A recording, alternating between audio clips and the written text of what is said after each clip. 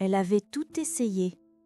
Les tableaux de visualisation, les rituels de pleine lune, les affirmations 3 fois par jour.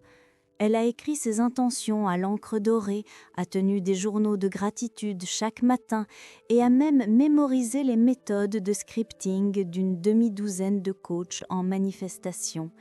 Et pourtant, rien. La relation n'a pas changé, l'argent n'est pas venu, son énergie semblait bloquée. Pire que bloquée, elle semblait vide, jusqu'à ce qu'un après-midi, quelque chose se produise. Elle marchait dans le parc, sans plan, sans intention, sans mantra tournant dans sa tête, juste une sorte d'engourdissement paisible. Et dans ce silence, elle a levé les yeux, et c'était comme si tout le champ autour d'elle avait changé. Soudain, la pensée n'est pas venue de son esprit, mais à travers elle. Tu as essayé de manifester à partir de la fréquence du manque. Cela l'a frappée comme une vague. Chaque affirmation portait une nuance secrète d'urgence. Chaque tableau de visualisation murmurait « Tu n'y es pas encore ». Chaque intention naissait du lieu de la séparation, non de l'incarnation. Ce fut le jour où elle a cessé d'essayer et où les choses ont commencé à apparaître. Cette histoire ne concerne pas seulement une personne. Elle concerne un principe quantique que la plupart des gens, même ceux qui sont profondément engagés dans la pratique spirituelle, ignorent complètement. Le chant ne répond pas à vos mots. Il répond à votre clarté énergétique. Et la plupart d'entre nous irradions le chaos, pas la clarté. Abonnez-vous à la chaîne maintenant, car d'ici la fin de cette vidéo, vous découvrirez pourquoi le changement le plus simple dans la manifestation est le plus puissant, et pourquoi presque personne ne le fait. Parce que la simplicité requiert la confiance, et la confiance est la véritable initiation spirituelle. Vous comprendrez comment cesser de vibrer l'effort et commencer à vibrer l'espace, et pourquoi l'univers ne peut pas résister à un chant cohérent. Laissez-moi vous parler de Patricia, une thérapeute holistique de 32 ans qui a passé 4 ans sur des montagnes rousses de pratiques spirituelles. Elle se réveillait à 5 heures du matin pour méditer, tenait un journal pendant 30 minutes, faisait du scripting pendant 20 minutes de plus et trouvait encore le temps pour des visualisations guidées pendant le déjeuner. Son emploi du temps spirituel était plus rigoureux que celui d'un moine tibétain. Patricia avait transformé la manifestation en une science exacte. Des feuilles de calcul pour la gratitude, des listes de souhaits classées par catégorie, des photos de tout ce qu'elle voulait collées au plafond de sa chambre. Elle lisait sur les fréquences, étudiait la numérologie, suivait les phases de la lune comme si elle était astronome. Et si on lui demandait, elle disait qu'elle était très alignée. Mais à l'intérieur, quelque chose n'avait pas de sens. Plus elle maîtrisait de techniques, plus elle se sentait éloignée de ce qu'elle voulait vraiment.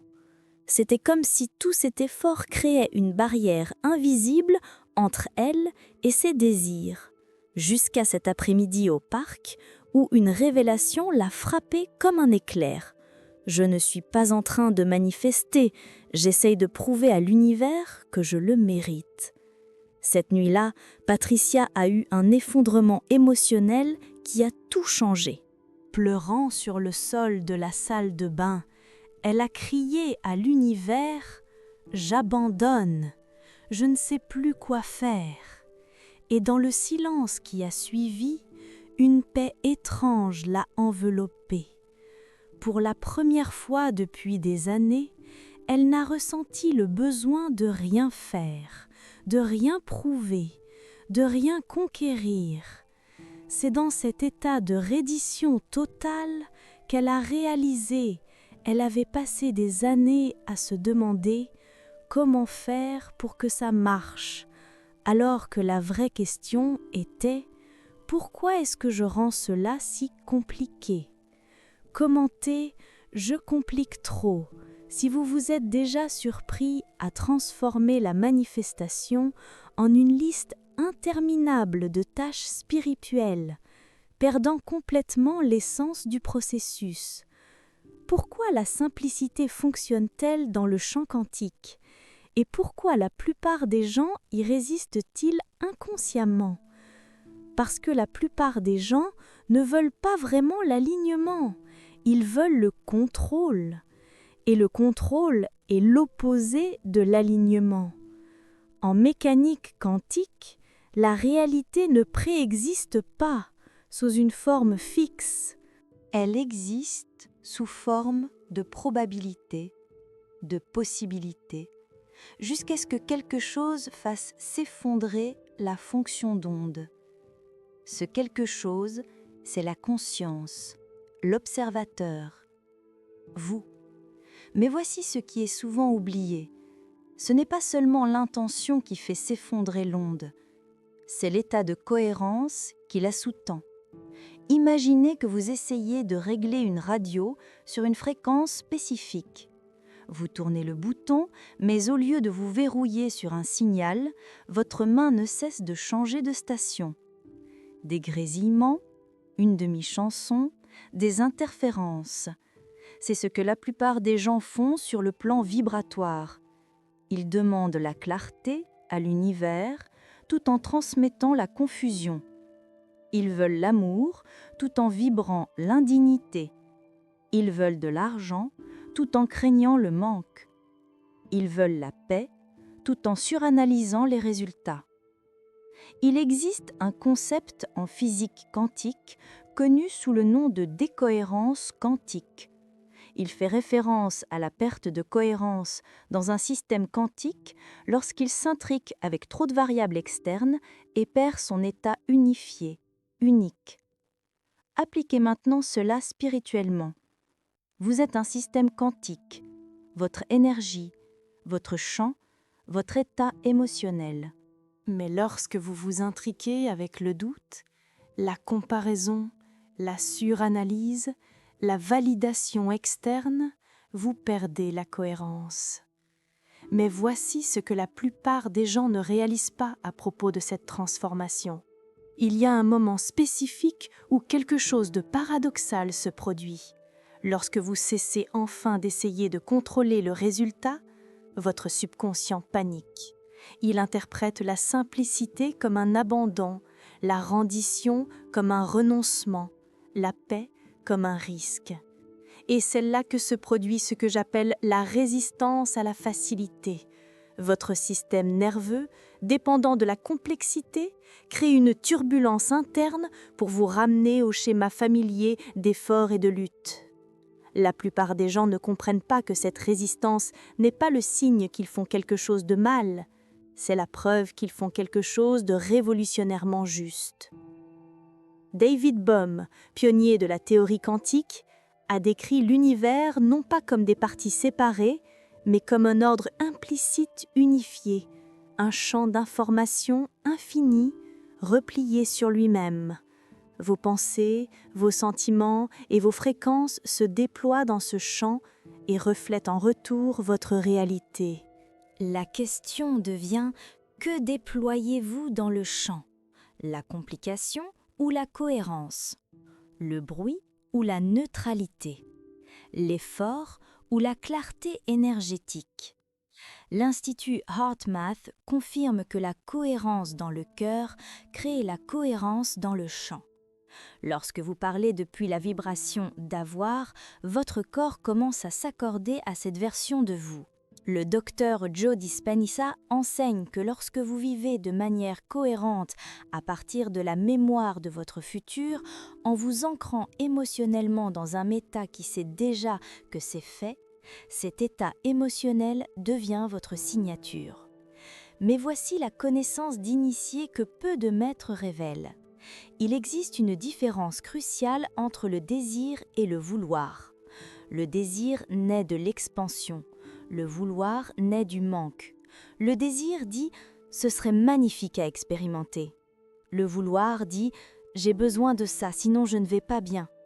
Et le chant quantique reflète toujours votre fréquence dominante, pas vos mots, pas vos scripts, pas vos espoirs, votre fréquence. Les anciennes traditions mystiques le comprenaient profondément. Dans le taoïsme, le concept de wu-wei, l'action sans effort, pointe vers le même principe.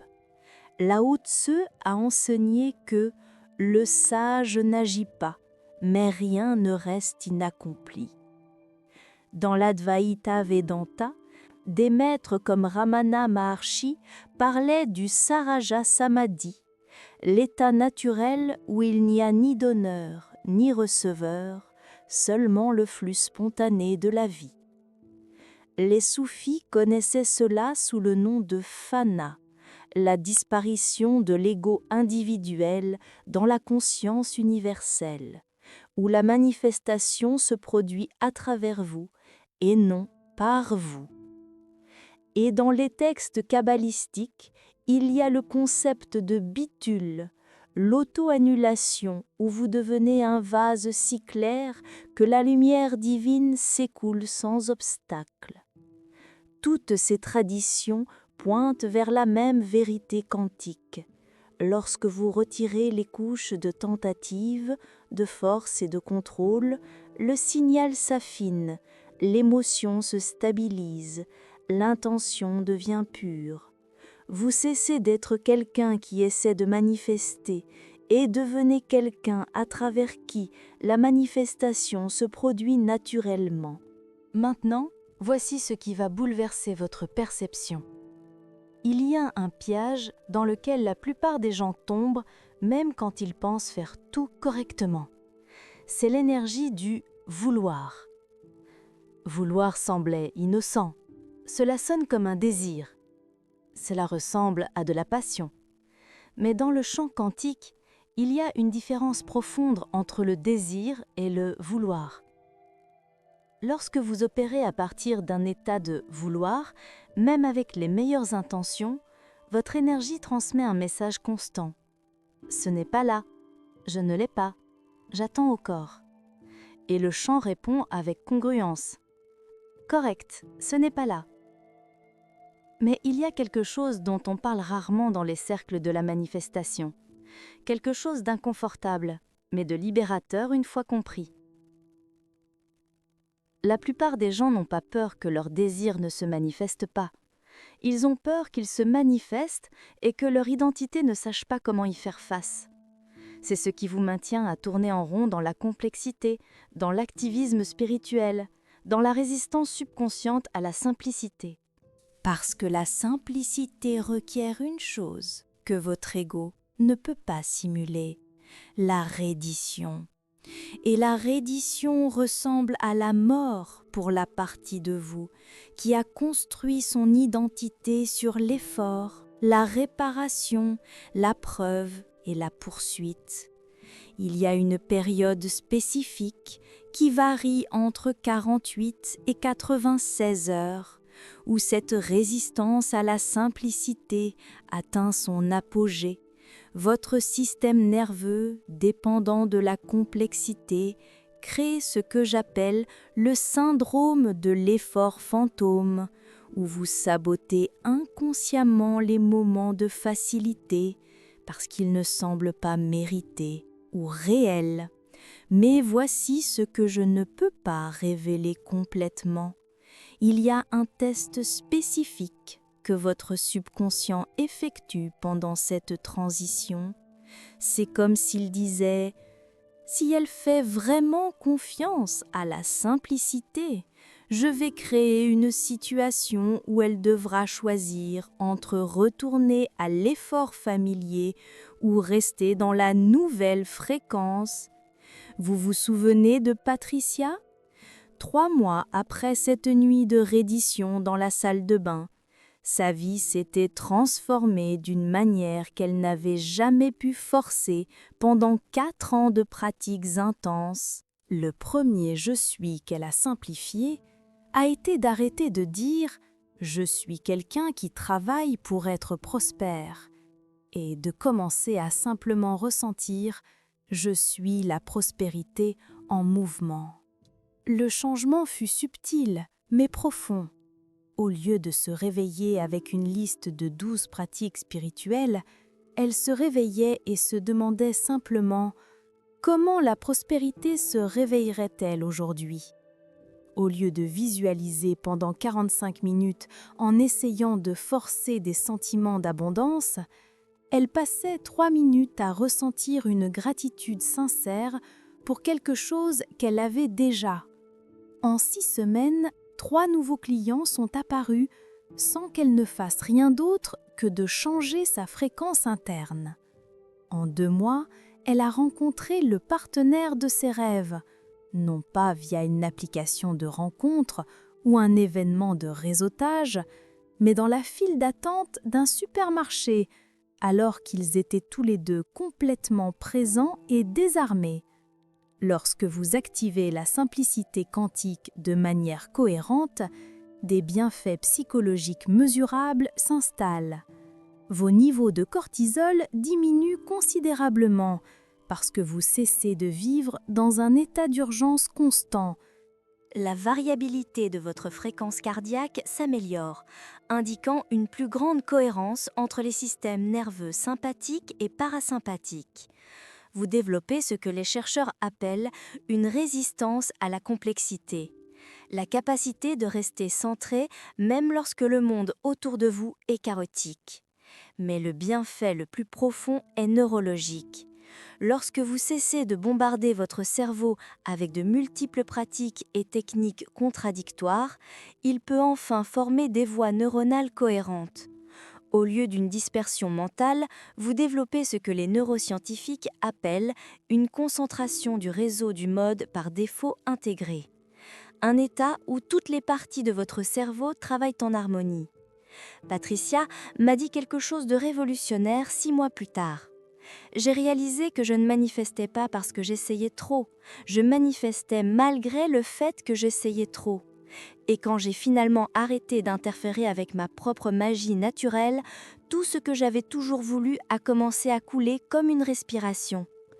Alors, voici la vérité qui vous fera réfléchir. Vous n'êtes pas ici pour manipuler les résultats. Vous êtes ici pour devenir l'incarnation du résultat déjà vécu. En termes quantiques, vous choisissez votre ligne temporelle non pas avec vos actions, mais avec votre signature vibratoire, votre état émotionnel par défaut, votre posture énergétique, le signal invisible que vous irradiez même lorsque vous êtes en silence. Le moment où vous cessez de vous demander si ça arrive, où vous cessez de demander quand ça va apparaître, où vous ne vibrez plus comme quelqu'un qui a besoin, c'est à ce moment-là que le champ s'effondre en forme. Parce que le champ ne suit pas votre ligne temporelle, il suit votre fréquence. Et votre fréquence se stabilise au moment où vous n'avez plus besoin de preuves. Mais il y a un mystère final que très peu de gens découvrent. Il y a un point spécifique où quelque chose d'extraordinaire se produit. C'est ce que j'appelle l'effondrement du besoin. C'est lorsque toutes les versions de vous qui existent dans le champ quantique, celles qui doutent, celles qui forcent, celles qui compliquent, se dissolvent, ne laissant que la version qui simplement est. Patricia a vécu cela exactement au 4e mois. Elle me l'a décrit comme le moment où j'ai cessé d'être quelqu'un qui manifeste et suis devenu quelqu'un à travers qui la manifestation se produit. Il n'y avait plus de séparation entre elle et ses désirs. Il n'y avait plus d'effort, car il n'y avait plus de résistance. Elle était devenue la fréquence qu'elle avait toujours poursuivie.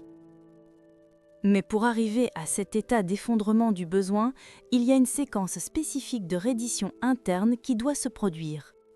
Ce sont 5 couches de contrôle que vous devez libérer dans un ordre spécifique, sinon votre ego reprend le contrôle et vous ramène à la complexité familière. Mais attention, Une fois que vous voyez comment la simplicité fonctionne réellement au niveau quantique, vous ne pouvez plus prétendre que la complication est nécessaire. Une fois que vous maîtrisez l'art de la simplicité quantique, la manifestation cesse d'être quelque chose que vous faites et devient quelque chose que vous êtes. D'ici la prochaine vidéo, souvenez-vous, ça n'a jamais été censé être difficile, juste aligné. Laissez un like si cela a résonné en vous. Partagez avec quelqu'un qui a besoin d'arrêter de compliquer sa magie naturelle. Et on se voit à la prochaine vidéo.